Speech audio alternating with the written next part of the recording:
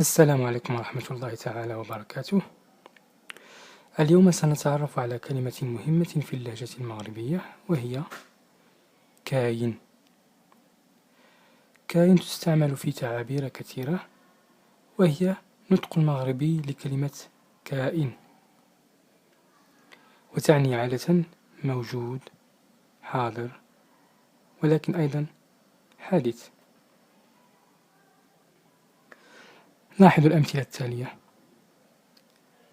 أش كاين؟ ماذا يحدث؟ واش انت كاين في الدار؟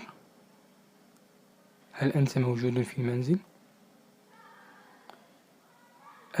كاين، نعم موجود. لا، ما كاينش. لا، غير موجود.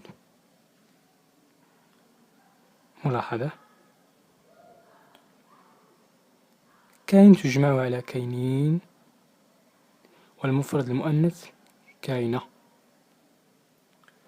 لا يوجد جمع مؤنث.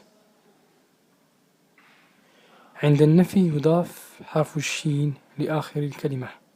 مثال: ما كاينش، ما كاينينش، ما كايناش. أمثلة أخرى: كاينين بزاف الصعوبات، هناك صعوبات كثيرة. ما كاين حتى مشكل، لا يوجد مشكلة.